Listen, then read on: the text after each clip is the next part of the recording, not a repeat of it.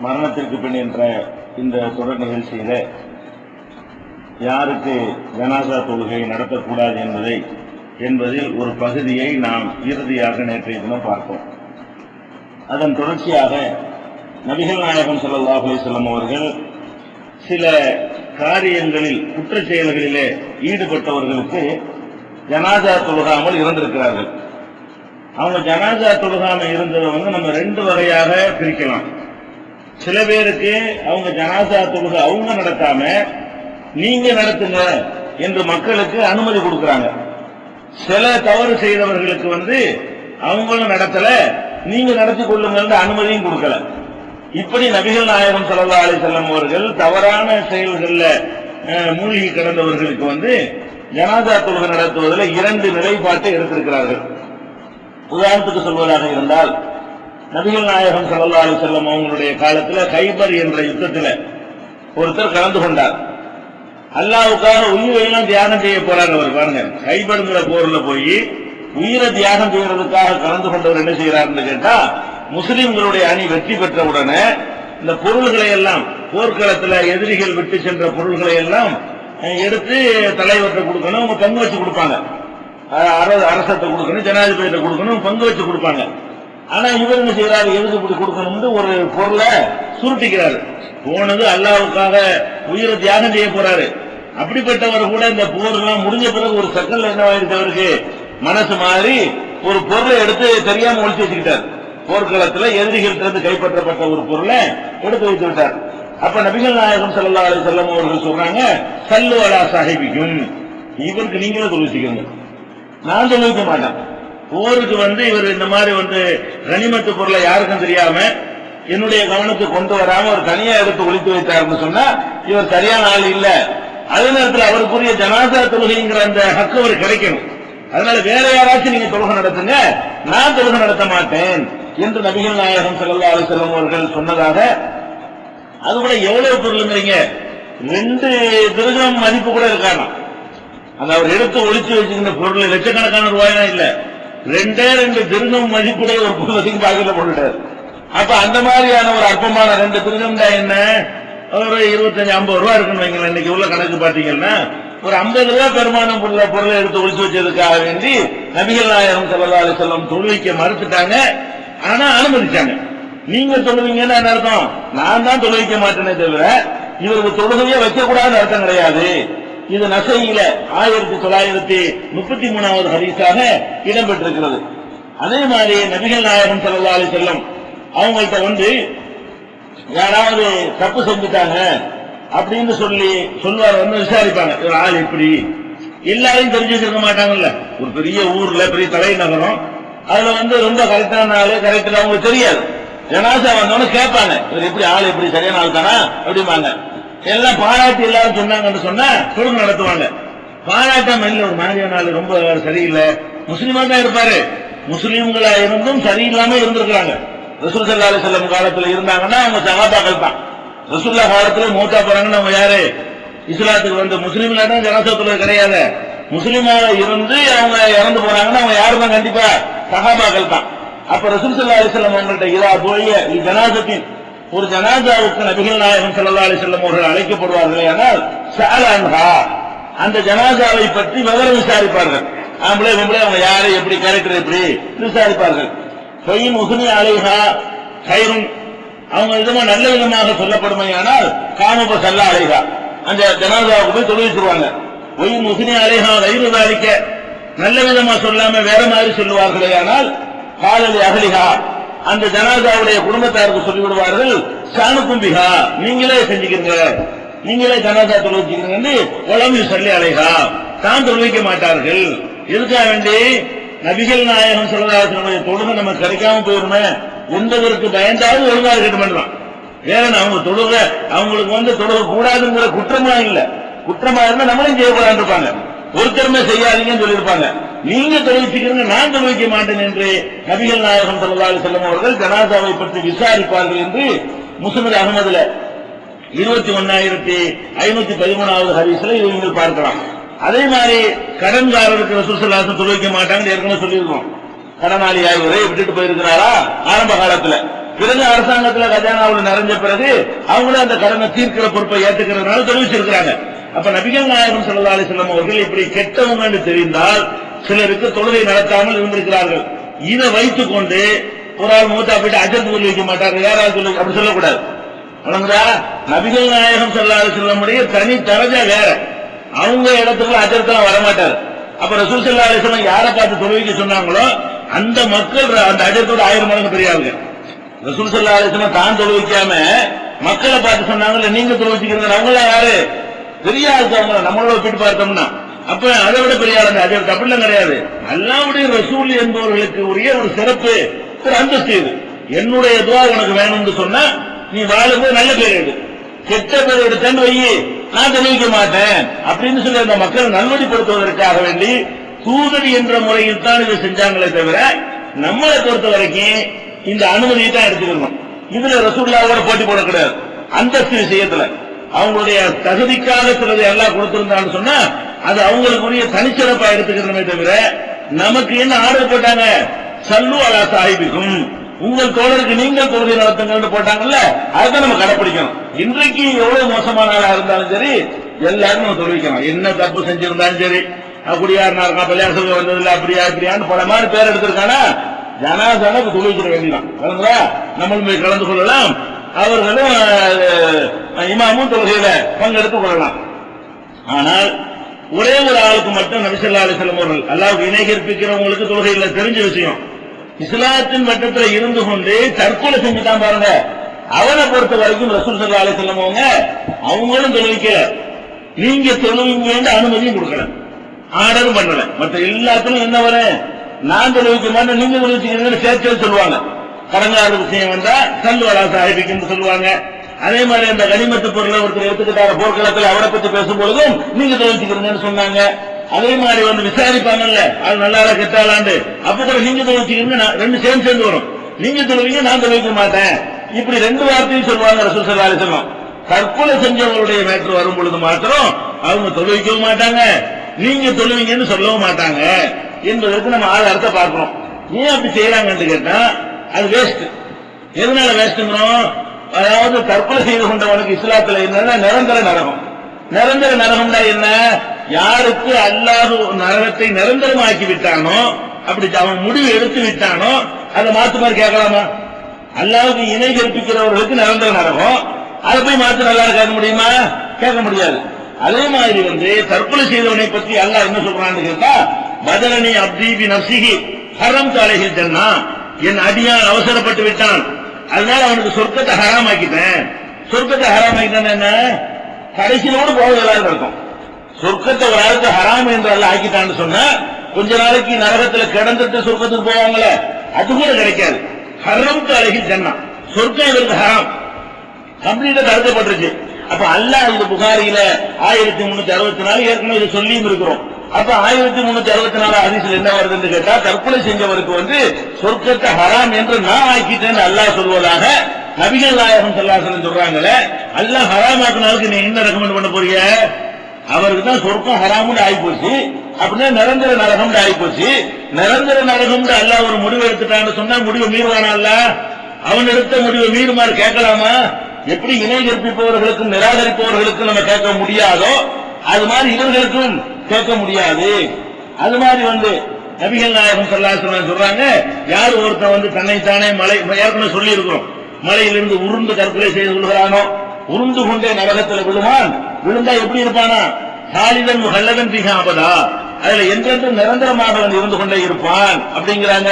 விஷம் குடிச்சு யார் தற்கொலை செய்து கொள்கிறானோ விஷத்தை குடித்தவனாகவே நரகத்தில் நுழைவான், அதுலயும் ஹாலிதன் முஹல்லதன் பிஹா அபதா, அதுல என்றென்றும் நிரந்தரமாக இருப்பான். ஒரு இரும்பு ஆயுதத்தால் தன்னை தாக்கிக் கொண்டு யார் தன்னைத்தானே கொலை செய்து கொள்கிறானோ அவனும் ஹாலிதன் முஹல்லதன் பிஹா அபதா, அவனும் எப்போது என்றென்றும் நிரந்தரமா நரகத்தில் இருப்பான் என்று சொல்லும் போது எப்படி நம்ம போய் கேட்கிறது? ரசூலுல்லாஹ் கேட்க இயலாது, நம்மளும் கேட்க இயலாது, யாரும் கேட்க இயலாது.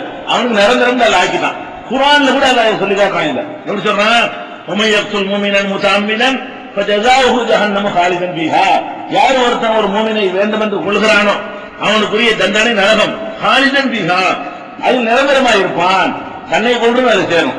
ஒரு முஃமினை கொல்லக்கூடாதுன்னா அடுத்த முஃமினை கொல்லக்கூடாது, கண்ணைத்தானே கொலை செய்வது மூமினை கொள்வது தானே. அப்ப கொலை செய்து கொண்டானே ஆனால் அவன் நிரந்தரமாக இருப்பான் சொல்லி குர்ஆனும் சொல்கிறது, ஹதீஸ்களும் சொல்கிறது, அல்லாஹ் சொல்வதாக ஹதீஸ குர்சியும் கூட இருக்கிறது. இப்படிலாம் இருக்கிறதுனாலதான் நபிகள் நாயகம் ஸல்லல்லாஹு அலைஹி வஸல்லம் அவங்கள்ட்ட தற்கொலை செஞ்சவருடைய மேற்று வந்தா அவருக்கு என்ன செய்ய மாட்டாங்க, தொழுவிக்க மாட்டாங்க. ஒருத்தர் தற்கொலை செஞ்ச மேற்று வருது, பலமி சல்லி அலைஹி, அவருக்கு தொழுவிக்க ரசூல் ஸல்லல்லாஹு அலைஹி வஸல்லம் அவர்கள் தொழுவிக்கவில்லை. அது மாதிரி சில அறிவிப்புகளை நான் தொழுவிக்க மாட்டேன் என்றெல்லாம் சொன்னதாக சஹீஹ் முஸ்லிம்ல 1624, அதே மாதிரி வந்து அபூதாவுதுல 2770, இதுல எல்லாம் நபிகள் நாயகம் ஸல்லல்லாஹு அலைஹி வஸல்லம் அவங்க நான் தொழுவிக்க மாட்டேங்கிறாங்க. இன்னொன்னு நீங்க சிந்திச்சு பார்க்க வேண்டும், ஒரு மனிதன் வந்து என்ன தப்பு செஞ்சாலும் சிரிப்பு கூட வைக்கிறான்னு வைங்க, அதை கூட கடைசியா திருச்சி தான் மோத்தா போறாங்க. இந்த தற்கொலை செஞ்சவனுக்கு கடைசி செயலை தான் இது தௌபா செய்வான். என்ன தப்பு செஞ்சாலும் தௌபா செய்யற ஒரு விபச்சாரம் பண்ணிட்டான், நாளைக்கு திருந்திக்குவான். அல்லாவே இல்லைன்ட்டான், நாளைக்கு இருக்கிறான்னு சொல்லிடுவான். அல்லாவுக்கு இன கற்பிச்சுட்டான், இன கற்பிச்சு தப்புன்னு அடுத்த செகண்ட் மாறிக்கலாம். எந்த தப்பு செஞ்சாலும் ஒரு மனிதன் வந்து கடைசி நேரத்துல திருந்திக்கிட்டு சாகுவான். திருந்தி இருப்பான்டாவது போய் ஒரு சின்ன ஒரு முகாந்திரமாவது இருக்குது. இவனுடைய கடைசி செயலை இதானே, தற்கொலை செய்யறான அவனுடைய கடைசி வேலை என்ன, இதுதான். இதுக்கு என்ன தௌபா செய்வாங்க, போய் சேர்ந்துட்டாங்க. தற்கொலை செய்யறதுதான் கடைசி செயலா இருந்தா இந்த பாவத்துக்கு எப்படி மன்னிப்பு கேட்பான்? மன்னிப்பு கேட்டு செத்துருப்பான்னு சொல்ல இயலுமா? சொல்ல முடியாது. அதனால இந்த தற்கொலை என்பது வந்து பயங்கரமான ஒரு குற்றம். நபிகள் நாயகம் ஸல்லல்லாஹு அலைஹி வஸல்லம் அவங்க தொழுவிக்க மறுத்திருக்கிறாங்க. இதை சில அறிஞர்கள் என்ன செய்வாங்கன்னு கேட்டா, அது தலைவர்கள் மட்டும் அப்படி நடந்து கொள்ளணும், அது எச்சரிக்கை பண்ணுவதற்காக வேண்டி மற்றவங்க தொழுகலாம் அப்படின்னு அவங்க சொல்லி அந்த இதெல்லாம் கொண்டு வந்து காட்டுறாங்க. ஜனாசாவுக்கு இந்த கடன்காரர் விஷயம், இந்த கனிமத்துல உள்ள விஷயத்தெல்லாம் சொல்லுவாங்க. அதுக்குத்தான் இந்த வார்த்தை வந்திருக்கே தவிர தற்கொலைக்கு வந்திருக்குதா? ஒண்ணுக்குள்ளே ஒண்ணுல முடிச்சு போடணும். 5 ரூபாய் ஜாமான ஒருத்தர் எடுத்துக்கொண்டதும் தற்கொலை செய்யறது ஒண்ணா, 50 ரூபாய் கனிமத்து பொருளை பாக்கெட்ல வச்சுக்கிட்டாரு அதுவும் தன்னைத்தானே அழிச்சுக்கிட்டு மாற்றி கொள்வது ரெண்டு ஒண்ணா? அதுக்கு வந்து ஹராம் தலைகி ஜன்னான் எல்லாம் சொல்லியிருக்கிறானா, சொர்க்கத்தை ஹராமாக்கிட்டேன்னு சொல்லியிருக்கிறானா? 50 ரூபாய் ஒருத்த மோசடி பண்ணினால் ஹாலிதன் முஹல்லதன் பிஹ அபதா, அதுல என்றென்று நிரந்தரமா இருப்பான் அவனுக்கு சொல்லப்பட்டிருக்கிறதா? அப்ப ரெண்டுக்கு சம அளவில் உள்ள ஒரு ரெண்டு குற்றமா இருந்தா தான் இதுக்கு இருந்தா அதுக்கு இருக்கக்கூடாதுன்னு கேட்கலாம். அது வேற இது வேற. ரசூல் ஸல்லல்லாஹு அலைஹி வஸல்லம் யாருக்கெல்லாம் தொழுவிச்சுக்கிறது அனுமதி கொடுத்தாங்களோ அதெல்லாம் சும்மா சின்ன விஷயங்கள். ரசூல் ஸல்லல்லாஹு அலைஹி வஸல்லம் எதுக்கு அந்த அனுமதி கொடுக்கல, இது பெரிய பயங்கரமான விஷயம், நிரந்தர நரகத்தை ஒருத்தனை தள்ளக்கூடிய விஷயம். அதனால வந்து அந்த கண்டனத்துக்கு ரசூல் ஸல்லல்லாஹு அலைஹி வஸல்லம் செஞ்சு இருந்தாலும் நம்மளும் கண்டனத்திற்காக என்ன செய்யணும், அந்த ஜனாசா தொழுகை மறுத்துத்தான் ஆகணும். ஏன்னா மக்களை தொழுவிக்குமா ரசூல் ஸல்லல்லாஹு அலைஹி வஸல்லம் அனுமதிக்கல. அப்படி இருந்தா தான் இந்த தற்கொலை செய்யணும் நினைக்கிறவனாச்சு திருந்தும். தற்கொலை செஞ்சோன்னு வைங்க, ஜனாசா கூட தொழுவிக்க மாட்டாங்க, கொண்டு போய் மொட்டையா போய் புதைச்சு போடுவாங்க, வெறுமனே கொண்டு நினைஞ்சிருவாங்க, ஆடு மாடை புதைக்கிற மாதிரி கொண்டு போய் போட்டுருவாங்கன்னு ஒரு பயம் இருந்தால் தற்கொலை செய்யணும் நினைக்கும் போது இந்த ஒரு பயமாச்சு அவனை திருத்தமா இல்லையா? அதனால அந்த தற்கொலை செய்தவர்களுக்கு ரசூல் ஸல்லல்லாஹு அலைஹி வஸல்லம் அவர்கள் ஒரு அர்த்தத்தோட ஜனாசா தொழுகையை தொழுவாமல் இருந்திருக்கிறார்கள் என்று சொன்னால் அதை நம்ம கடைபிடிக்கணும். இது அனைவருக்கும் தெரிவிக்கவும் படணும். தற்கொலை செஞ்சா ஜனாசா தொழுகை கிடைக்காது தெரிஞ்சுட்டே செய்ய வேண்டாம். சில பேர் செய்யறதுக்கு காரணம் என்ன, சில இமாம்களோடு தொழிற்சிடுறாங்க. தற்கொலை செஞ்சா ஜனாசா தொழுகை கிடைக்காதுங்கிறது அனைவரும் கடைபிடித்தார்களே. ஆனால் இப்ப உலகத்திலே நம்ம தான் தற்கொலை கம்மியா செய்யறோம். உலகத்திலே தற்கொலை செய்பவர்கள் குறைந்த தற்கொலை முஸ்லிம் சமுதாயத்தில் தான் இருக்கிறது. எல்லா நாட்டிலையும் சர்வே எடுத்து அவங்களுடைய மத நம்பிக்கை தான் இதுக்கு காரணம் ஜட்ஜ்மெண்ட் பண்றாங்க. இந்த கொஞ்சம் இருக்குல்ல அது கூட இல்லாம போயிடும். எப்ப தற்கொலைக்கு ஜனாசா தொழுகை இல்லைன்னு டிக்ளேர் பண்ணி விட்டு எல்லாரும் கடைபிடிச்சோம்னு சொன்னா ஒருத்தன் தற்கொலை செய்ய மாட்டான். என்னதான் கஷ்டம் வந்தாலும் சரி, அம்மாரி ஆடு மாடு மாதிரி கோச்சு போடுவாங்க நம்மளை கொண்டு போய், வேணா ஜனாசா தொழுகை நம்ம கிடைக்கணும் அப்படின்னு அந்த எண்ணம் அவனை கடைசியா திருத்தி விடும். அதை கவனத்தில் வைத்துக் கொள்ள வேண்டும். அடுத்ததாக ஜனாசா தொழுகை வேற யாருக்குன்னா, குழந்தைக்கு ஜனாசா உண்டா, செத்து பிறந்த அவருக்கு ஜனாசா தொழுகை உண்டா, அல்லது குழந்தை வடிவம் பெறாமல் ஒரு கெட்டியாக கலைஞ்சிரும்ல, விழுகட்டின்னு சொல்லுவாங்களா என்னமோ சொல்லுவாங்களா, அப்படி வந்து விட்டால் அதுக்கு ஜனாசா தொழுகை உண்டா என்ற ஒரு விஷயத்தை நம்ம தெரிந்து கொள்ள வேண்டும். அதை பொறுத்த வரைக்கும் நபிகள் நாயகம் ஸல்லல்லாஹு அலைஹி வஸல்லம் ஹதீஸ்களை எடுத்து பார்த்தால் ஜனாசா தொழுகை தொழுகிறதுக்கு அனுமதி இருக்குது, கட்டாயம் கிடையாது. இப்ப நாம மூத்தா கண்டிப்பா நீங்க ஜனாசா யாராவது தொழுது ஆகணும், நீங்க மூத்தா உங்களுக்கு நாங்க யாராவது தொழுது ஆகணும். ஆனால் குழந்தையாக இருந்து இறந்து விட்டார்களே, ஆனால் விரும்பி நம்ம ஜனாசா தொழுகை நடத்தினால் குற்றம் இல்லை. ஜனாசா தொழுகை நடத்தாம கொண்டே புதைச்சிட்டாலும் குற்றம் கிடையாது. அனுமதி தான் இருக்கு, கட்டாயம் கிடையாது. ஏன்னா பாவம் பண்ணி விட்டாலும் ஜனாசா தொழுகை குழந்தைக்கு போய் என்ன போய் பாவம் பண்ணி தர போறீங்க? ஒரு பாவத்தை மன்னிப்பாயாக அப்படி கேட்க முடியுமா? பாவம் செய்யுமா குழந்தைகள்? பாவம் இல்லாத காரணத்தினால நமக்கு விருப்பமா இருந்தா போய் ஜனாசா தொழுதுக்கலாம். இல்லையா சும்மா கொண்டு இறக்கிட்டு சின்ன பிள்ளை தானே இப்ப இதுக்காப்பா போட்டு இது பண்றீங்க அப்படின்னு நம்ம முடிவெடுத்தால் அதுக்கு ஆதாரம் இருக்கிறது. என்ன ஆதாரம் இருக்கிறது? நபிகள் நாயகம் ஸல்லல்லாஹு அலைஹி வஸல்லம் சொல்றாங்க, முகீரா பின் ஷோபா என்கிற நபித்தோழர் அறிவிக்கிறாங்க, ஒத்திபுலி யுஸல்லா அலைஹி, குழந்தையாக இருந்தால் தொழுகை நடத்தப்பட வேண்டும், நடத்தப்படும் என்று நபிகள் நாயகம் ஸல்லல்லாஹு அலைஹி வஸல்லம் சொல்லியதாக முகீரா பின் ஷோபா அவர்கள் அறிவிக்கிற ஹதீஸ் திருமதியில 952வது ஹதீஸாக பதிவு செய்யப்பட்டிருக்கிறது. அதே நேரத்தில் நபிகள் நாயகம் ஸல்லல்லாஹு அலைஹி வஸல்லமுடைய மகன் இப்ராஹிம் அவர் சின்ன வயசுல இறந்தார் என்று நம்ம ஏற்கனவே சொல்லி இருக்கிறோம். என்ன வயசுல இறந்திருக்கிறாரு? பால் குடிக்கிற பருவத்தில் இறந்திருக்கிறார். பால் குடிக்கிற பருவம் 2 வருஷத்துக்கு உள்ள, 1 வயசோ 1.5 வயசோ 6 மாசமோ 3 மாசமோ ஏதோ ஒண்ணு, ஆனா 2 வருஷத்துக்கு மேல இல்ல. 2 வருஷத்துக்குள்ளதான் பால் ஊட்டணும் எல்லாம் சொல்லி காட்டுறான். அப்ப ரசூல் ஸல்லல்லாஹு அலைஹி வஸல்லமுடைய மகன் மாத்த இப்ராஹிம் இப்னு நபி ஸல்லல்லாஹு அலைஹி வஸல்லம் ஆயிஷா நாயகி சொல்றாங்க, நபிகள் நாயகத்தினுடைய மகன் இப்ராஹிம் இறந்த பொழுது அவங்க கருத்துப்படி என்ன வருதுன்னா, ஒவ்வொரு இப்னு சமானியத் அஸர சஹரா 18 மாச குழந்தையா இருந்தாரு, 1.5 வருஷம். 18 மாச குழந்தையா இருக்கும் பொழுது இப்ராஹிம் இறந்தார். அப்ப தலம் யுஸல்லி அலைஹி ரசூலுல்லாஹி ஸல்லல்லாஹு அலைஹி வஸல்லம் தன்னுடைய மகனுக்காக ரசூல் ஸல்லல்லாஹு அலைஹி வஸல்லம் தொழுகை நடத்தல. இப்ராஹிம் குழந்தைகளுக்கு தொழுகை நடத்துங்கன்னு சொல்றாங்க. ஆனால் ரசூல் ஸல்லல்லாஹு அலைஹி வஸல்லம் தம்முடைய மகன் இப்ராஹிம் இறந்த பொழுது என்ன செய்யல? ஜனாஸா தொழுகை நடத்தல, சும்மாதான் கொண்டு அடக்கம் பண்ணாங்க. அப்ப இது எங்க இருக்குன்னா அபூதாவுதுல 2772வது ஹதீஸாக இடம்பெற்றிருக்கிறது. இதுவும் ஆதாரப்பூர்வமான ஹதீஸ் தான். அப்ப தொழுகை நடத்தல ரெண்டையும் எப்படி புரிஞ்சுக்கிறது? அனுமதின்னு புரிஞ்சா சரியா போச்சு. கட்டாயம் இருந்தா ரசூலுல்லாஹ் விட்டுருக்க மாட்டாங்க. அப்ப அனுமதி, தொழுகை நடத்த, குழந்தைகளுக்கு தொழுகை நடத்த விரும்பினால் நடத்தலாம், அது குற்றம் பிடிக்கப்படாது. இல்லையா விட்டுறீங்களா, விட்டுட்டு போங்க, ஒண்ணும் கிடையாது அப்படின்னு எடுத்துக்கொண்டோமே. ஆனால் ரெண்டுக்கு மத்தியில முரண்பாடு இருக்காது, அனுமதி என்றுதான் எடுத்துக்கொள்ள வேண்டும். இன்னும் சொல்ல போனால் நபிகள் நாயகம் ஸல்லல்லாஹு அலைஹி வஸல்லம் குழந்தைக்கு மட்டும் சொல்லல, வஸ்ஸுக்து ஸல்லல்லாஹு அலைஹி, சிக்து இருக்கிற சிக்துனா அந்த முழுமை பெறாத, முழு வளர்ச்சி அடையாமல் குழந்தை மாதிரி பெற்றிருக்கிறாங்களா, கட்டி மாதிரி, அது மாதிரி பெற்றெடுத்தால் கூட அதுக்கும் தொழுகை நடத்தலாம். அந்த மாதிரி தொழுகை நடத்தும் போது மாத்திரம் அதனுடைய பெற்றோர்களுடைய பாவ மன்னிப்புக்காக வேண்டியும் பெற்றோர்களுக்கு அருள் புரியுமாறியும் துஆ செஞ்சுக்கிறேன். அந்த மாதிரி தொழுகையில கலந்து கொள்வதாக இருந்தால் யாரெல்லாம் இந்த ஜனாசாவை மன்னிப்பாயான்னு கேட்கக்கூடாது. அது நம்ம அது என்னத்துக்கு மன்னிக்கிறதுக்கு இருக்கு, அது விளையாட்டியா இருக்கு, என்ன செஞ்சிருக்கோம், அதுக்கு எப்படி துஆ செய்யணுமா?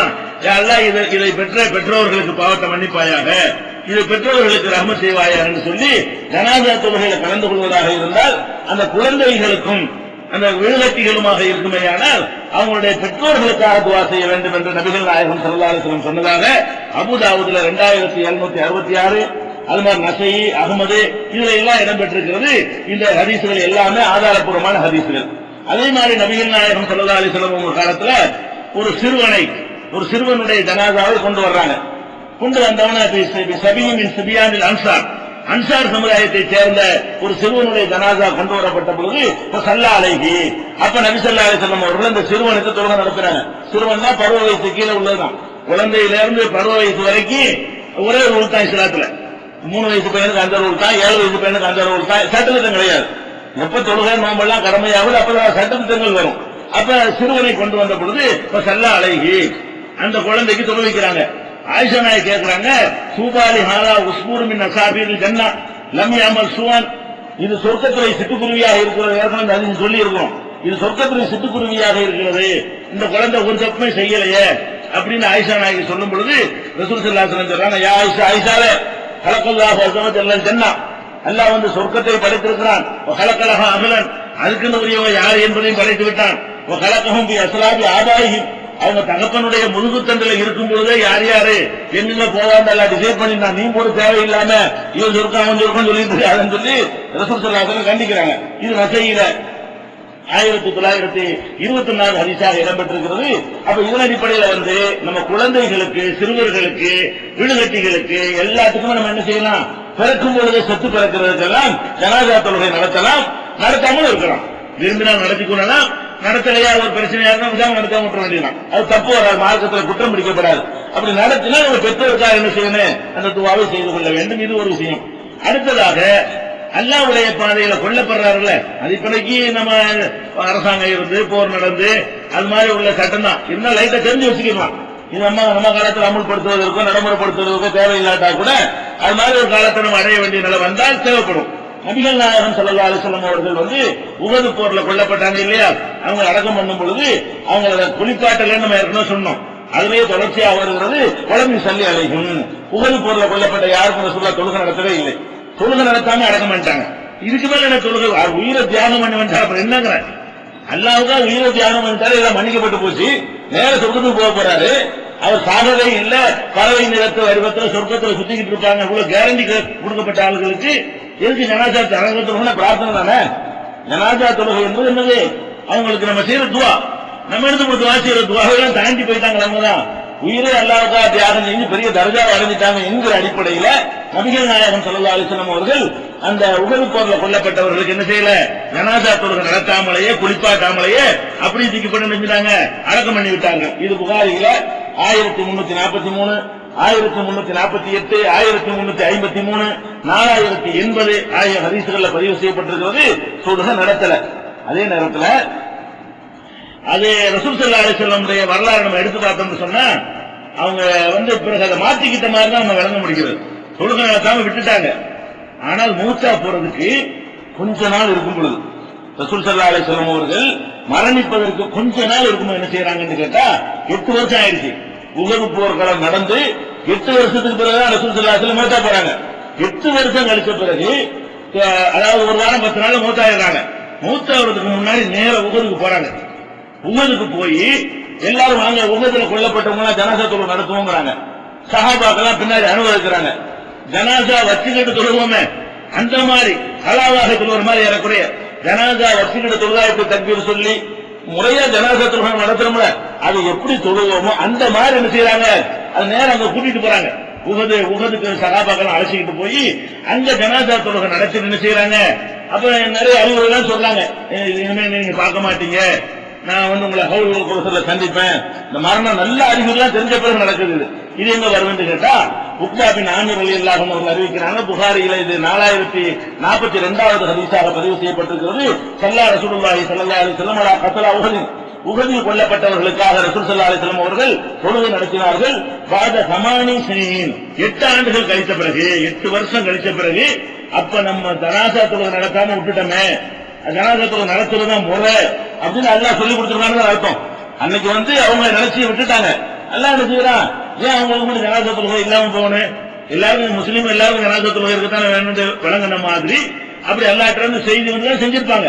8 வருஷத்துக்கு பிறகு என்ன செய்யறாங்க, போய் ஜனாசா தொழுகை நடத்தினார்கள். அதுக்கப்புறம் என்ன செஞ்சாங்க, மெம்பர்ல ஏறினார்கள். மெம்பர்ல ஏற சொன்னார்கள், இன்னி பைன ஐதீக்கும் பறக்கும் ஆனாலைக்கும் சஹீரும் இன்ன மௌஇதக்கும் ஹவுல், நான் உங்களை விட்டு பிரிந்து செல்ல போகிறேன், உங்களை சந்திக்கிற இடம் ஹவுலுல் கௌசர் தான், நீங்களும் நானும் இனி அடுத்து எங்க சந்திப்போம், ஹவுலுல் கௌசர் அதன் ஃபர்ஸ்ட் சந்திப்பு, அப்புறம் சொர்க்கத்தில் அப்புறமா சந்திப்போம், ஃபர்ஸ்ட் மனுஷன் மைதானத்துல நிக்குவோமே, அப்பதான் நம்ம நீங்கள் நாங்களே சந்தித்துக் கொள்ள போகிறோம் அப்படி எல்லாம் சொல்றாங்க. அதுக்கப்புறம் ரசூல் ஸல்லல்லாஹு அலைஹி வஸல்லம் கடைசி எச்சரிக்கிறாங்க, நான் போறேன், நீங்க அல்லாஹ்வுக்கு இணை கற்பிப்பீங்க என்றெல்லாம் எனக்கு பயமெல்லாம் இல்லை, ஒரே ஒரு விஷயத்தான் நான் பயப்படுறேன், தாறுமாற அல்லாஹ் பணத்தை அள்ளி கொடுத்து அதுல நாசமா போயிருவீங்களோ என்றுதான் நான் பயப்படுகிறேன்.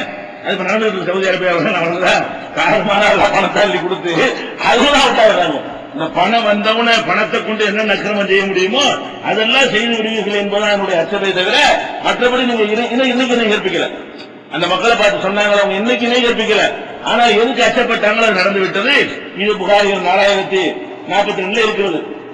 அதே மாதிரி இதே செய்தி புகாரியில் 1344, 3596, 4085, 6426, 6590 ஆகிய நம்பர்ல புகாரில் வரும் பொழுது சல்லா அலா உஹதின் ஸலாத்தஹு அலல் மய்யித், சும்மா இதுல தொழுகை நடத்தினாங்கன்றது அந்த அறிவிப்புல.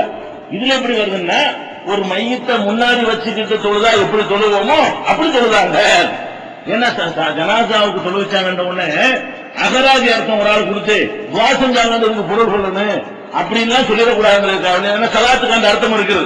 சலாத்துன்னா பிரார்த்தனைங்கிற ஒரு அர்த்தமும் அகராதியில் இருக்கிறது. இது ஜனாசா தொழுகை கிடையாது. இது சும்மா ஒரு துவா செஞ்சிருப்பாங்க, அப்படிங்கிற மாதிரி யாரும் சொல்லக்கூடாதுங்கிறதுக்காக அந்த உக்காபின் ஆபிர் வந்து இந்த நம்பர்ல எல்லாம் அவர் சொல்றாரு, அவங்க மையத்தை முன்னாடி வைத்துக் கொண்டு நம்ம எல்லாம் தொழுவோமே ஜனாசா தொழுக அந்த மாதிரி தொழுவிச்சாங்க. 4 தக்பீர் சொல்லி அது ஓத வேண்டியெல்லாம் ஓதி அந்த சப்பா நின்று தொழுகையில் எப்படிலாம் செய்வோமோ அந்த மாதிரி அவங்க செஞ்சாங்க என்று சொல்லி இந்த ஹதீஸை நம்ம பார்க்கிறோம். இதுதான் வந்து யார் யாருக்கு ஜனாசா, அதிலிருந்து என்ன விளங்குது, ஷஹீதுகளுக்கும் தொழுகை நடத்த வேண்டும் என்ற நிலைமைக்கு நபிகள் நாயகம் ஸல்லல்லாஹு அலைஹி வஸல்லம் கடைசியில் வந்து விட்டார்கள். ஆரம்பத்தில் அப்படி இருந்திருக்கிறாங்க. அதனால இப்ப நம்ம என்ன எடுத்துக்கிறோம், இது என்ன விட்ட காரியத்தை செய்யற மாதிரி போய் யாருக்காவது இப்படி செஞ்சாங்களா, இவங்களுக்கு தான் ஜனாசா தொழுகை நடத்தாம பாக்கியா இருந்தது, இவங்களுக்கு வந்து இருந்திருக்காங்க ரசூல் ஸல்லல்லாஹு அலைஹி வஸல்லம். அப்ப அன்னைக்கு சொல்லாம இருந்தது கூட இதுக்காக கூட இருக்கலாம். அதாவது போர் அடக்கமன் டக்குன்னு ஓடி வரணும், அங்க நீட்டுதான் இருக்க முடியாது, எதிரிகள் வந்துடக்கூடாது, யுத்த காலம், அதனால கூட டக்குனு அடக்கி வாங்கப்பான்னு சொல்லி கூட வந்திருக்கலாம். அது ரொம்ப நாளா நினைச்சுக்கிட்டே இருந்து என்னப்பா மரணம் வரப்போது சொல்லு தொழுகை நடத்த முடியும் கூட அல்லாஹ் என்னன்னு சொல்ல முடியல. ஆனால் கடைசி நிலை என்ன, நம்ம கடைசி தான் எடுத்துக்கணும். நபிகள் நாயகம் ஸல்லல்லாஹு அலைஹி வஸல்லம் அவர்கள் ஆரம்பத்தில் ஒரு நிலைப்பாடும் கடைசியில் ஒரு நிலைப்பாடும் எடுத்திருப்பார்களே, ஆனால் நமக்கு சட்டம் எது, கடைசியில் உள்ள நிலைப்பாடு தான். இப்ப கடைசியாக சுகதாக்களுக்கும் தொழுகை நடத்தி இருக்கிறார்கள், நடத்தக்கூடாது என்பது இல்ல, கடைசி நிலை ரசூலுல்லாஹ் மாத்திக்கிட்டாங்க அப்படிங்கிற மாதிரி புரிந்து கொள்ள வேண்டும். இது ஒரு விஷயம். அடுத்தது வந்து இந்த ஜனாசா தொழுகை யாரெல்லாம் தொழுவலாம், இது ரொம்ப முக்கியமான விஷயம்ங்க. இன்னைக்கு சமுதாயத்துல ஆம்பளைங்களும் ஜனாசா தொழுகை பெரும்பாலும் தொழுவது இல்ல. பாப்பா ஜனாசா கொண்டா வச்சு மோகம் பொடி வச்சிருப்பான் வாசல்ல. பெற்ற அப்பனுக்கு அவன் வளர்த்து ஆளாக்கி துவா செய்வான்னு செஞ்சா அவன் என்ன செய்யறான், ஜனாசா தொழுவதுன்னு கூட்டம் தனியா இருப்பாங்க, இவர் வெளியே நின்று இருப்பாரு. ஒன்னா ஜனாசாவை இறக்கி போட்டுட்டு வாசல் நிற்பாரு, மறுபடியும் தூக்கிட்டு பாடியை தூக்கிட்டு போறதுக்கு வருவாரு. ஜனாசா தொழுகை பெற்ற பிள்ளை கூட ஜனாசா தொழுகை தொழுவது தெரியல. அதுக்காகத்தான் இதையும் உங்களுக்கு வரைக்கும் சொல்ல வேண்டி இருக்கிறது. ஜனாசா தொழுகிற முறை வரைக்கும் உங்களுக்கு சொல்லி தரப்படுது.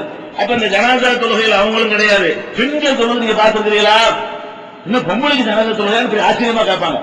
பெண்களுக்கு ஜனாசா தொழுகைன்னு சொல்லி பாருங்களேன், அது என்ன பொம்பளைக்கு எப்படி ஜனாசா தொழுகை என்று கேட்கக்கூடிய அளவுல நிலைமைகள்லாம் இருக்கிறது. ஆனால் மார்க்கத்துல பெண்களுக்கும் ஜனாசா தொழுகை உண்டு. பெண்களும் நபி ஸல்லல்லாஹு அலைஹி வஸல்லம் காலத்தில் ஜனாசா தொழுகையில் பங்கெடுத்திருக்கிறார்கள். ஆண்களுக்கு நடத்துவாங்களே அதுலயே சேர்ந்து என்ன செய்யலாம், மற்ற தொழுகைகளுக்கு ஆண்கள் முதல் வரிசையிலையும் பெண்கள் பின் வரிசையில் நின்று தொழலாமோ அந்த மாதிரியும் சொல்லலாம். அல்லது வந்து பெண்கள் வீட்டில இருந்து அவங்க ஒரு ஜனாசா தொழுகை முடிச்சுட்டு தூக்கிட்டு போங்கன்னு சொல்லலாம். இங்க நாங்க தொழுகிறோம் அப்புறம் தூக்கிட்டு போய் நீங்க தொழுகுங்க அப்படின்னு கூட என்ன செய்யலாம், 2 தடவையா கூட தொழுகலாம். பெண்கள் ஒரு பக்கம் தனியாக தொழுது முடித்த பிறகு ஆண்களும் தொழுது கொள்ளலாம். பெண்களே ஜனாசா தொழுகையில வந்து கலந்து கொள்ள விரும்பினார்களே, ஆனால் அதை தடுக்க எவருக்கும் உரிமை கிடையாது. அல்லாஹ் ரசூல் அனுமதிச்சது யாரும் தடுக்க இயலாது. ஆதாரங்களை பாருங்க.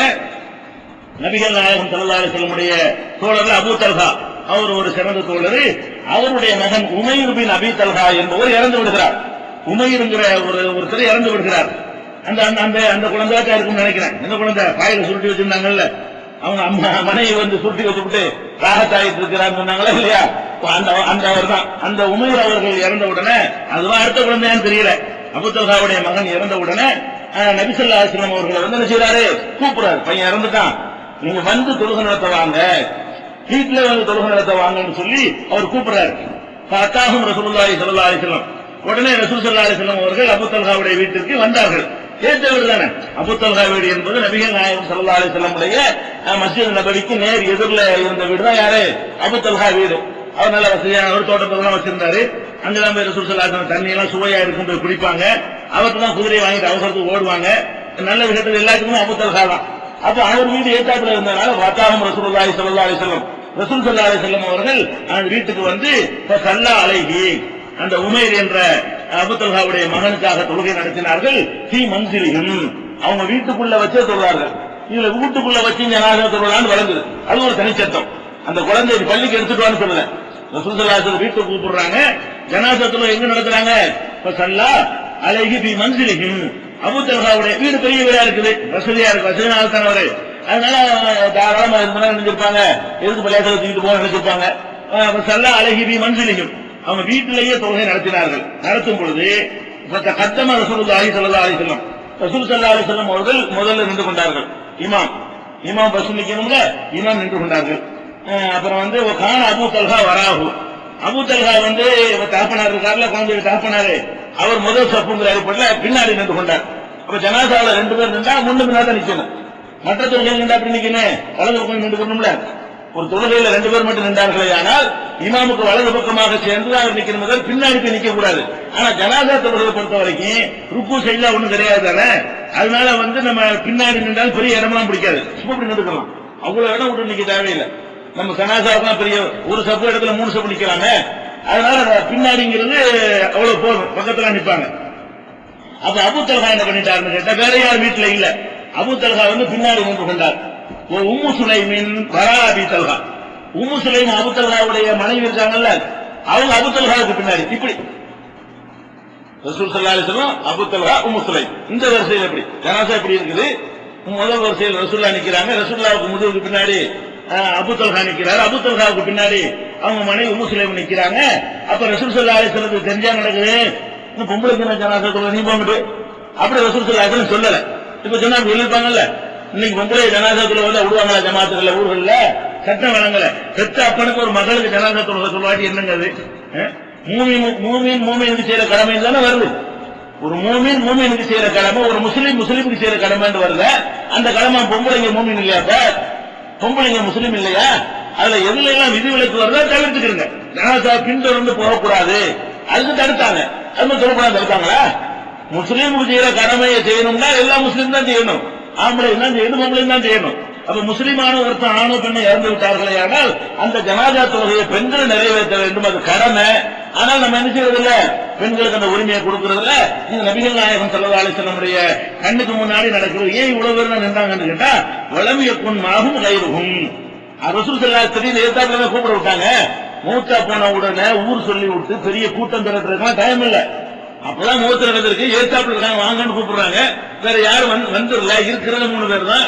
உடனே ரசூல் ஸல்லல்லாஹு அலைஹி வஸல்லம் இருந்திருக்கும், நான் தொழுவிச்சிடுறேன்னு தொழுவிக்கிறாங்க. மொத்தமே 3 பேர் தான். அப்ப யாரும் இருக்கவில்லை, இருந்தா கூட பேரும் தொழுவிருப்பாங்க.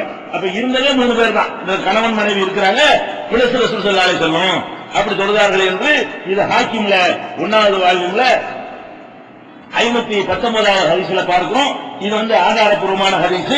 இதுல வீட்டிலையும் ஜனாசா தொழுகை நடத்தலாம் என்பதற்கு ஆதாரம் இருக்கிறது, பெண்களும் ஜனாசா தொழுகையில பங்கெடுத்துக் கொள்ளலாம் என்பதற்கும் இது ஆதாரமாக இருக்கிறது.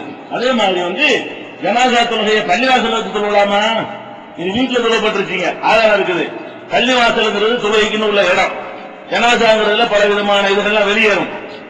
என்னதான் குறிப்பா நம்ம வச்சிருந்தா கூட ஜனாசாவிலிருந்து கொஞ்சம் நேரான பிறகு அதெல்லாம் வெளியேறும், எங்க துளிகள் படும், தொழுகிற இடம் அதெல்லாம் போயிடும், அதுக்காக அதை கொண்டு வரலாமா அப்படிங்கிற மாதிரி எல்லாம் நமக்கு சந்தேகம் வறுமை. ஆனால் நபிகள் நாயகம் ஸல்லல்லாஹு அலைஹி வஸல்லம் காலத்துல பள்ளி வாசல்ல என்ன பண்ணுவாங்கன்னு கேட்டா, பள்ளி வாசல்ல 2ஆ பிரிச்சிருப்பாங்க. பள்ளி வாசல்ல ஒரு பகுதியை நம்ம உள்பள்ளி வெளிப்பள்ளி வச்சிருக்கோம்ல, நம்மளும் இப்ப கரெக்டா பிரிக்கிறோம். சமுதாயத்துல நல்ல ஒரு பழக்கம் இருக்குது, சில காரியங்களை வெளிப்பள்ளியில வச்சு செஞ்சுக்கிடுவாங்க. ஊர் பஞ்சாயத்து வழக்கு, வம்பு வழக்கு விசாரிக்கிறது, குடும்ப பஞ்சாயத்து, தலாக்கு, ஜீவனாம்சம் இதெல்லாம் அப்படி செஞ்சுக்கிறாங்க. அப்ப நபி ஸல்லல்லாஹு அலைஹி வஸல்லம் அவங்க காலத்துல என்னன்னு கேட்டா, பள்ளியில ஜனாசா தொழுகிறதுக்கு ஒரு இடத்தை ஒதுக்கி வச்சிருந்தாங்க. பள்ளிவாசல் தான் அது, ஆனா பள்ளிவாசல்னா ஜனாசா, அந்த இடத்துல ஜனாசா வச்சிருவாங்க. ஜனாசால அதுக்குன்னு ஒரு இடம், நிர்ணயிக்கப்பட்ட ஒரு இடம். அந்த இடத்துல ஜனாசா தொழுவதற்கு பள்ளியில ஒரு இடத்தை ஒதுக்கி வச்சிருந்திருக்கிறாங்க என்பதற்கு ஆதாரம் கிடைக்கிறது. எங்க கிடைக்கிறது கேட்டா, புகாரியில 1329வது ஹதீஸ்ல இருக்கிறது. இப்னு உமர் அறிவிக்கிறார்கள், ஒரு ஆணும் பெண்ணும் யூத சமுதாயத்தை சேர்ந்தவர்கள் அவங்க விபச்சாரம் பண்ணிய பொழுது கையும் மையமாக பிடிக்கப்பட்டு 4 சாட்சிகளோடு கொண்டு வரப்படுறாங்க. யூதரா இருந்தாலும் முஸ்லிமா இருந்தாலும் அரசாங்க சட்டம் ஒண்ணுதானே. நபிகள் நாயகம் ஸல்லல்லாஹு அலைஹி வஸல்லம் ஜனாதிபதி, அங்க யாரு இருந்தாலும் கையை வெட்டுவாங்க, முஸ்லிமுக்கு தான் வெட்டுவாங்கன்னு கிடையாது. திருடுனா கையை வெட்டுவாங்க, விபச்சாரம் பண்ணா மரண தண்டனை கொடுப்பாங்க. அது யாரா இருந்தாலும் அந்த தண்டனை கொடுத்துருவாங்க. அந்த அடிப்படையில் யூத சமுதாயத்தை சேர்ந்தவர்கள் விபச்சாரம் செய்து கைமையமாக மாட்டிக்கிட்ட பொழுது அவங்க 2 பேரும் என்ன செய்தார்கள், அவங்க கொல்லப்பட்டு அவங்களுடைய பாடிய மின் மூலையில் ஜனாயிஸ் இந்தல் மஸ்ஜிதி, பள்ளி வாசல்ல ஜனாசா வைக்கிறதுன்னு ஒரு இடம் இருந்துச்சு, அந்த இடத்துல அவங்க பாடி வைத்தார்கள். அது 2 மேட்டர் இருக்குது, பாடி கூட முஸ்லிம் அல்லாத பாடி. அது 2 விஷயம். அதாவது பள்ளி வாசல்ல ஜனாசா வைக்கிறதுக்குன்னு ஒரு இடமே இருந்திருக்கிறது, அதையும் தெரிஞ்சுக்கிறோம். அந்த வாசனை எப்படி வருதுன்னு கேட்டா, கரீபன் மின் மௌலியில் ஜனாயிஸ் இந்தல் மஸ்ஜித், பள்ளி வாசலில ஜனாசாக்களை வைப்பதற்குன்னு ஒரு இடம் இருந்தது. அந்த இடத்துல யூதர்கள் 2 பேருக்கு மரண தண்டனை கொடுத்து மரணித்த பிறகு அந்த பாடியை கொண்டாந்து செய்யறாங்க, அங்க கொண்டே வச்சிடறாங்க. பாடி மாற்றி வரி மாதிரி எடுத்துட்டு போறதுக்காக ஜனாசாக்காரன் கேட்டு வருவாங்கல்ல, இந்த எடுத்துட்டு போப்பா அப்படின்னு சொல்லுவதற்காக வேண்டி பள்ளியிலேயே ஜனாசாவுக்கு ஒதுக்கப்பட்ட ஒரு இடத்திலேயே அதை வச்சாங்கன்னு இருக்கிறது. இதுல பல சட்டங்கள் நம்ம எடுத்துக் கொள்கிறோம். பள்ளி வாசல்ல ஜனாசா தொழுகையை நடத்துவதற்கு என்று, ஜனாசாக்கள் வைக்கிறதுக்கு என்று கொஞ்சம் இடத்தை ஒதுக்கி வைப்பது ரசூலுல்லாஹ் காலத்தில் இருந்திருக்கிறது. நபிகள் நாயகம் ஸல்லல்லாஹு அலைஹி வஸல்லம் காலத்தில் இருந்த நடைமுறையை நம்மளும் கடைபிடிக்க வேண்டும். அந்த இடத்துல முஸ்லிம் அல்லாத பாடிகளை கூட என்ன செய்யலாம், கொண்டு வந்து ஒரு கலவரம் வந்துருச்சு அல்லது சுனாமி மாதிரி இறந்துட்டாங்க, வைக்க இடம் இல்ல, பள்ளிவாசல் வெளிப்படையில் வச்சு என்ன செய்யலாம், முஸ்லிம் அல்லாத பாடியை கூட உள்ள அது அனுமதிக்கலாம். இந்த யஹூதியுடைய பாடி தான் வருது இந்த ஹதீஸ்ல. இது புகாரில் 1329 ஹதீஸ்ல நம்ம பார்க்கிறோம். அதே மாதிரி நபிகள் நாயகம் ஸல்லல்லாஹு அலைஹி வஸல்லம் அவங்க காலத்துக்கு பிறகு நடந்த ஒரு சம்பவம். ஸஅத் இப்னு அபீ வக்காஸ் அவங்க இறந்துடுறாங்க.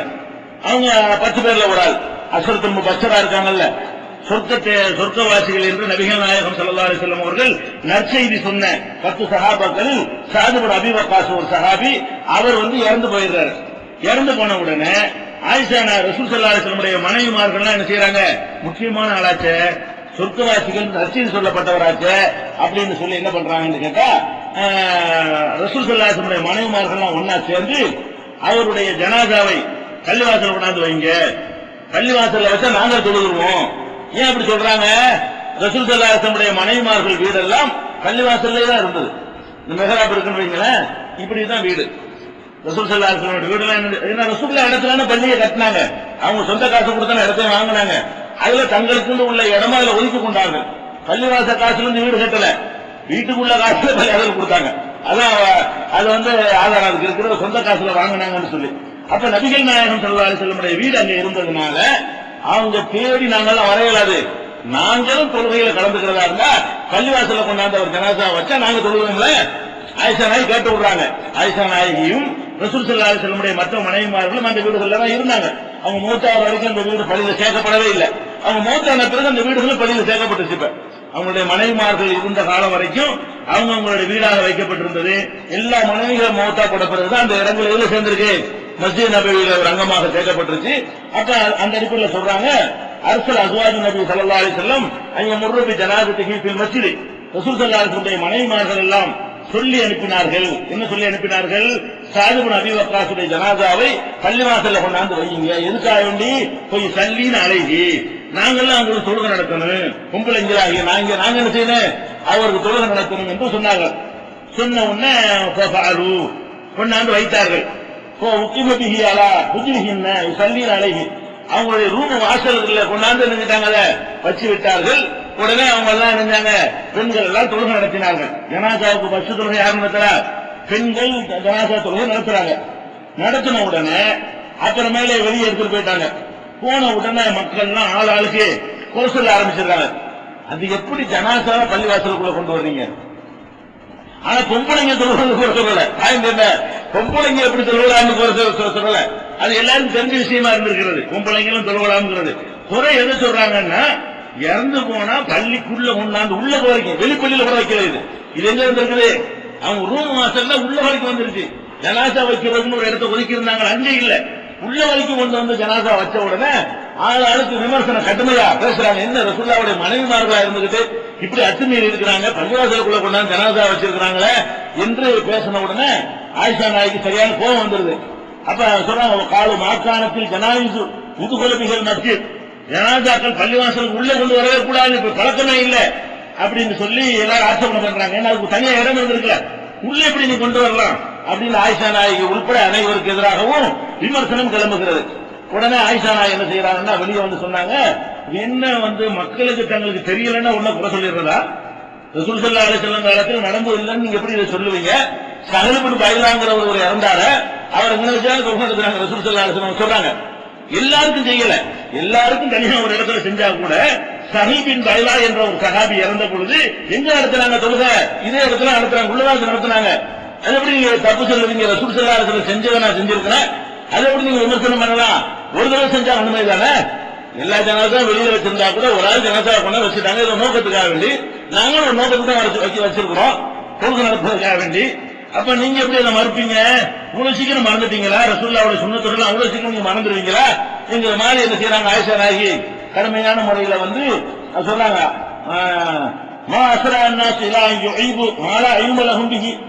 அவங்களுக்கு அறிவில்லாத விஷயத்தில் எங்களை எப்படி அவர்கள் குறை சொல்கிறார்கள், அது அவசர அவசரமாக குறை சொல்கிறார்கள், எங்கிட்ட வந்து கேட்கணும்ல, ஏன் தொழுதீங்க ஆதாரம் இருக்கான்னு கேட்கறத விட்டுவிட்டு வெளியே நின்று குறை சொல்லுவீங்களா? ஆபு அலைனா எங்களை குறை சொல்கிறார்கள், அங்கே முறை ஜனாசத்தின் மத்தியில் பள்ளிவாசலுக்குள்ள ஜனாசாவை கொண்டு வரக்கூடாது என்று குறை சொல்கிறார்கள்.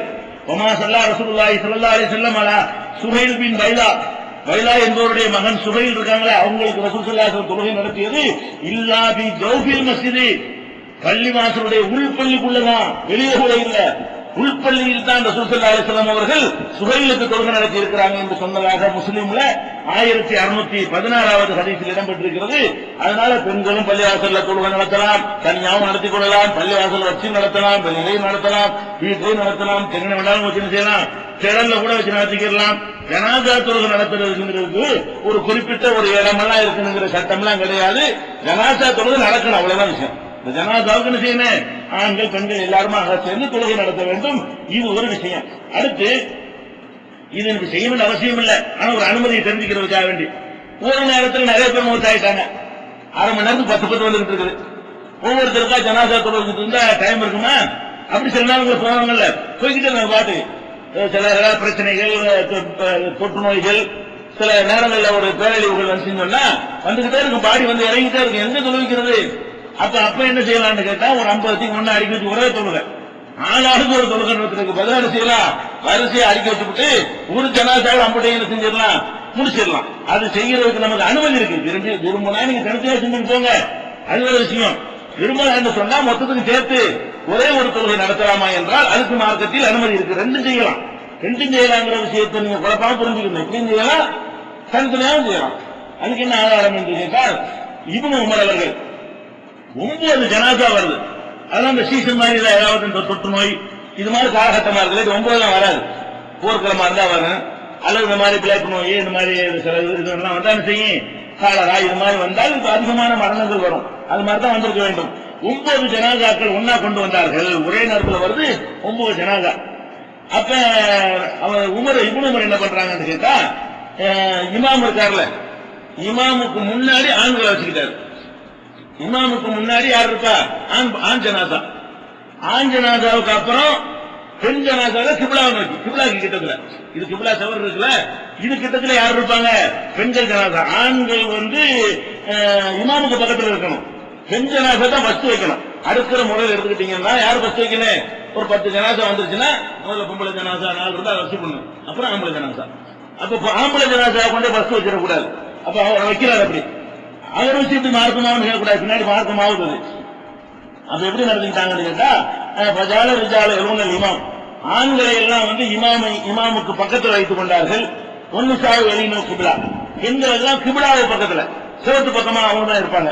அப்படி வைத்துக் கொண்டு சப்பன் வாகிதா அவங்களை எல்லாம் ஒரு வரிசையாக ஆக்கினார்கள். பொம்பளை அப்புறம் ஒரு வருஷம், ஆம்பளை அப்படி வச்சிருக்கிறாங்க. பொம்பளை பூரா ஒரு வருஷம், ஆம்பளை பூரா ஒரு 4 பொம்பளை இருந்தா 4 சேர்ந்து ஒரே வருஷம், ஒரு 4 ஆம்பளை 5 ஆம்பளை இருந்தா 5 சேர்ந்து ஒரு வருஷம். இப்படி இல்லப்ப அங்க போயிருந்தாங்க, திரும்ப போயிடும். ஒரு வருஷம் நடத்திக்கிட்டாங்க. வச்ச உடனே என்ன செய்யறாங்கன்னு கேட்டா, தொழுகைகள் முடிச்சுடுறாங்க. முடிச்ச உடனே எல்லாம் என்ன இது, அது யாரெல்லாம் அப்ப இருக்கிறா? இப்னு உமர் இருந்துகிட்டு இருக்கிறாரு, சயீத் இப்னு ஆஸ் என்பவர் தான் அப்ப வந்து இமாமா இருக்கிறாரு, ஜனாதிபதி இந்த ஆளுநருடைய பிரதிநிதி நாயிபா இருக்கு, அமீரா இருக்கிறாரு. அப்ப இப்னு உமர் இருக்கிறாங்க அந்த சபையில, அபூ ஹுரைரா இருக்கிறாங்க, அபூ சயீத் குத்ரி இருக்கிறாங்க, அபூ கத்தாதா அவ்வளவு கலந்து இருக்கிறாங்க. எல்லாரும் இருக்கும் பொழுது இந்த மாதிரி வைத்துக் கொண்டு என்ன செய்யறாங்க, தொழுகை நடத்துறாங்க. நடத்தின உடனே ஒரு மனிதர் எந்திரிச்சு என்ன செய்யறாரு, நான் இதை அப்ஜெக்ஷன் பண்றேங்கிறாரு. இந்த மாதிரி இந்த முறை அது எப்படி இத்தனை பேருக்கு ஒரு ஜனாசா தொழுவிப்பீங்க நீங்க அப்படின்னு சொல்லி அவருக்கு தெரிஞ்ச முறையில் என்ன செய்யறாரு, ஒரு மனிதர் இருந்து கடுமையாக ஆட்சேபனை செய்யறாரு. ஆட்சேபனை செஞ்சவன Ibn Abbas, Abu Saeed, Abu Hurairah இவங்க எல்லாம் திரும்பி பார்க்கணும். நாங்க என்ன ஆட்சேபனை பண்றாரு, என்ன செய்யுது, அவ்வளவு மார்க் அறிஞரு. அப்ப எல்லாரும் தடை பண்ணாங்க. சொன்னாங்க ஹிய சுன்னா, அது சுன்னத்து தான், நபி வழிதான். அதுவும் யார் சர்டிபிகேட் கொடுக்குறா? அபூ ஹுரைரா சர்டிபிகேட் கொடுக்குறாரு, இப்னு அப்பாஸ் சர்டிபிகேட் கொடுக்குறாரு, அபூ சயீத் சர்டிபிகேட் கொடுக்குறாரு. இது என்ன எல்லாத்தையும் சேர்த்து ஒரு ஜனாசா என்ன முறை இது, அடுத்த நேரத்தில் முடிக்க வேண்டியது ஒருத்தர் ஆட்சேபனை பண்றாரு. அப்ப அந்த சபையில 3 பெரிய சகாபாக்கள் இருக்கிறாங்க. 3 சகாபாக்கள் என்ன செய்றாங்க, ஹிய சுன்னா, சுன்னத்து தான், சரிதான். அது நிறைய ஜனாசா வந்தா ஒருத்தர் சொல்லுவான், அது நபி வழியில உள்ளதுதான், அது வந்து ஆட்சேபிக்க முடியாது, ரசூலுல்லாஹ்வுடைய வழிப்படி தான் நடக்குது எல்லாம் அப்படின்னு சொல்லி இப்னு அப்பாஸ் இவங்க, அபூ ஹுரைரா, அபூ சயீத் அல்-குத்ரி இவங்க எல்லாம் அதுக்கு பதில் சொன்னதாக நம்ம பார்க்கிறோம். நசையில 1952 பைஹக்கியிலும் இந்த ஹதீஸ் இடம்பெற்றிருக்கிறது. இது வந்து ஒரு பல ஜனாசாக்கு ஒரு தொழுகை, அதை நினைக்கிட்டோம். அடுத்து என்னன்னு கேட்டா, ஜனாசா தொழுவதற்கு தடுக்கப்பட்ட நேரம் சில நேரங்கள் இருக்கிறது. அந்த நேரத்தில் ஜனாசா தொழுகவும் கூடாது, அடக்கவும் கூடாது.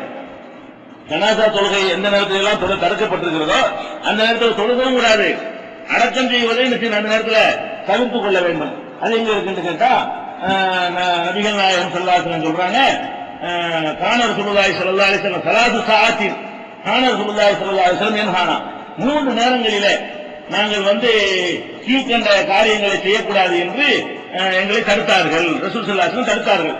அது என்ன தடுத்தார்கள் என்று கேட்டா, அன்னுஸல்லிய ஃபீஹின்ன, அந்த நேரங்களில் நாங்கள் தொழக்கூடாது என்றும், அவ் அன்நக்புர ஃபீஹின்ன மௌத்தானா, எங்களில் மௌத்தானவர்கள் மரணித்தவர்களுக்கு வந்து அடக்கம் செய்யக்கூடாது எனவும், எங்களை யாராவது மரணிச்சுட்டாங்க என்று சொன்னா அந்த நேரத்தில் நாங்கள் அடக்கம் செய்யக்கூடாது, தொழுகையும் செய்யக்கூடாது, ஜனாசா தொழுகையும் கூடாது, வேற தொழுகையும் செய்யக்கூடாது என்று 3 நேரங்களில் செய்யக்கூடாது என்று ரசூல் ஸல்லல்லாஹு அலைஹி வஸல்லம் தடுத்தார்கள்.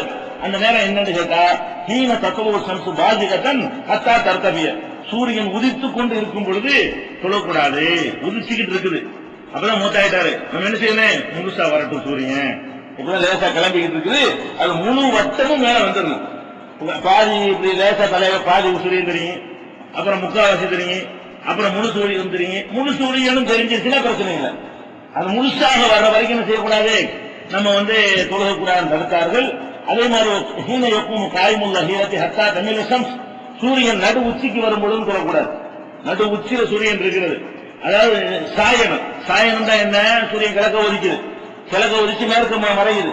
அப்ப சூரியன் கிழக்க ஒதுச்சுன்னு சொன்னா கிழக்க இருக்கிற வரைக்கும் ஒரு பொருளுடைய நிழல் வந்து மேற்கே இருக்கும்.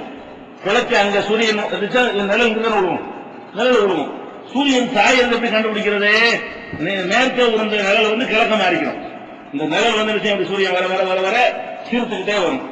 உச்சிக்கு வந்துட்டு சாய்ந்தோட நிழல் அங்கிட்டு மாறிக்கணும். அங்கிட்டு மாறுற வரைக்கும் என்ன செய்யக்கூடாது, அது நம்மளுடைய நேரம். அப்ப சூரியன் உச்சியில் இருக்கிற நேரத்தில் வந்து தொழக்கூடாது, நிழல் சாய வேண்டும். நிழல் வந்து மேற்கு திசை நோக்கி என்ன செய்யணும், சாயணும். சாயல மேற்கு கிழக்கு திசை, சூரியன் மேற்கு பக்கம் வந்துருச்சுன்னா கிழக்கு நோக்கி நிழல் போயிடும். கிழக்கு நோக்கி நிழல் வர்ற வரைக்கும் என்ன செய்யக்கூடாது, அதாவது சூரியன் சாகிறது அந்த நேரம் வரைக்கும் நம்ம வந்து தொழக்கூடாது, கபர்ல அடக்கம் செய்யக்கூடாது. அதே மாதிரி சூரியன் மறைகிறது, ஹத்தா தவறு முழுசா மறைகிற வரைக்கும் மறைஞ்சுக்கிட்டே இருக்குது, சொல்லிடக்கூடாது. நான்கு மகரிபு ஆயிடுச்சு, அப்ப சொல்லணும், மகரிபும் சொல்லலாம், மகரிபு தொழுதவனை கொண்டு அடக்கம் செய்யலாம், அதுக்கு அனுமதி இருக்கிறது. ஆனா இருட்டாவிட்டா என்ன செய்யக்கூடாது, அடக்கம் செய்யக்கூடாதுன்னு ஒரு தடையும் இருக்கிறது. இது இப்ப இந்த செய்தி வந்து 1373 முஸ்லிம்ல வந்து 1373 ஹதீஸாக இருக்கிறது. 3 நேரத்தில் தொழவும் கூடாது, அடக்கம் செய்யக்கூடாதுன்னு சொல்லி. ஆனா இரவுல ஒரு ஆள் கொண்டு இறக்கிட்டாங்கல்ல, அப்ப ரசூல் ஸல்லல்லாஹு அலைஹி வஸல்லம் வந்து தடுக்கிறாங்க, இது சரியில்லை, ஐயுகுபர ரஜுல் பில் லைலி, இரவில் ஒரு மனிதரை அடக்கம் செய்வதை நபிகள் நாயகம் ஸல்லல்லாஹு அலைஹி வஸல்லம் தடுத்திருக்கிறார்கள். அதே நேரத்தில் வந்து நிர்பந்தம் ஏற்பட்டால் பரவாயில்லைன்னு சொல்லியிருக்கிறாங்க. அதுலயே இல்லா ஐநூறு இன்சானும் இல்லா ஆளாளிக்க, இது ஒரு அவசியம், ஒரு நெருக்கடிக்கு அந்த மனிதன் ஆளாகினால் அப்ப வேணா நீங்க செஞ்சுக்கணும், வழியே இல்ல, ராத்திரி அடிச்சு ஆகணும் என்கிற அளவுல ஒரு பிரச்சனை இருக்குமே, ஆனால் அது செய்யலாம் என்று புகார் முஸ்லிம்ல 1567 ஹதீஸில் இடம்பெற்றிருக்கிறது. இது ஒரு விஷயத்தை வழங்கிக் கொள்ள வேண்டும். அடுத்து வந்து ஜனாசா தொழுகை யார் தொழுவிக்கிறது, இமாம் தொழுவிக்கிறதா மற்றவர்கள் தொழுவிக்கிறதா என்று கேட்டா, பொதுவாக எல்லா தொழுகையும் இமாம் தான் தொழுவிப்பாங்க. ஜனாசாவை பொறுத்த வரைக்கும் இந்த ஜனாசாவுடைய குடும்பத்தார் தான் அதுக்கு தகுதியானவர்கள். அது எங்க இருக்குன்னு கேட்டா, நபிகள் நாயகம் ஸல்லல்லாஹு அலைஹி வஸல்லம் சொல்றாங்க, ஒரு லா யஉம்மன் ரஜுல் ரஜுல ஃபீ சுல்தானி, ஒரு மனுஷன் இன்னொரு மனிதனுடைய அதிகாரத்தில தலைமை தாங்கக்கூடாது. எனக்குன்னு ஒரு அதிகாரம் உள்ள இடத்துல வந்துகிட்டு நீங்க தலைமை தாங்கக்கூடாது. எனக்குடைய அதிகாரம் எங்க, என் வீட்டுக்குள்ள என்னுடைய அதிகாரம், உங்க வீட்டுக்குள்ள உங்க அதிகாரம், உங்க கடையில உங்க அதிகாரம், உங்க கடையில வந்துட்டு சேகரித்து போட்டு நவுண்டு கல்லாவில் நான் உட்காரக்கூடாது. ஏன், அங்க அதிகாரம் நீங்க தான், ஒவ்வொன்றுக்கும் ஒரு அதிகாரம் இருப்பாரு. அந்த அவருடைய அதிகாரத்தில் போய் நம்ம என்ன செஞ்சிடக்கூடாது, அந்த அதிகாரத்தை நம்ம அக்செப்ட் பண்ணிக்கிறோம். அதே மாதிரி வந்து ரசூல் ஸல்லல்லாஹு அலைஹி வஸல்லம் சொல்றாங்க, லா யஉம்மன் ரஜுல் ரஜுல ஃபீ சுல்தானிஹி, ஒரு மனுஷன் இன்னொரு மனுஷனுடைய அதிகாரத்தில் போய் நீ தலைமை தாங்கிடக்கூடாது. இன்னொரு இடத்துல சொல்றாங்க, இது முஸ்லிம்ல 1078. இன்னொரு ஹதீஸ்ல சொல்றாங்க, வலா தஉம்மன் ரஜுல ஃபீ அஹ்லிஹி, ஒரு மனுஷனுக்கு அவன் குடும்பத்தார் விஷயத்தில் நீ தலைமை தாங்காத. என் குடும்பத்து விஷயம்ல, என் குடும்பத்துல ஒரு ஆள் மூத்தா போயிட்டாருன்னா அதுக்கு டிசைட் பண்ற ஆள் யார்? அதிகம் நான் தான். அப்ப நான் தான் அதுக்கு முடிவு செய்யணும் தவிர நான் தான் பேசினோம் நுழைய முடியாது, நான் தான் முத்தவள்ளி நுழைய முடியாது. நானா அதற்கு தொழில் போங்க, அது ஒரு விஷயம். நான் தான் தொழில்நுட்பேன் ஒருத்தர் உரிமை கொண்டாடினால் அவர் அதுல அவர் குடும்பத்துல அவர் தான் அதிகாரி. அதனால அதுல போய் இன்னொருத்தர் தலையிடுவதற்கு உரிமை இல்லை என்று நபிகள் நாயகம் ஸல்லல்லாஹு அலைஹி வஸல்லம் சொன்னது முஸ்லிம்ல 1079வது ஹதீஸ்ல இருக்கிறது. இதை வழங்கிக் கொள்ள வேண்டும். இந்த அடிப்படையில் நம்முடைய கொள்கைகளை புரிந்து கொள்ள வேண்டும். இன்னும் சில விஷயங்கள் ஜனாஸா தொழுகை சம்பந்தமாக இருக்கிறது. இன்ஷா அல்லாஹ் அடுத்தடுத்த நாட்களில் பார்க்கலாம்.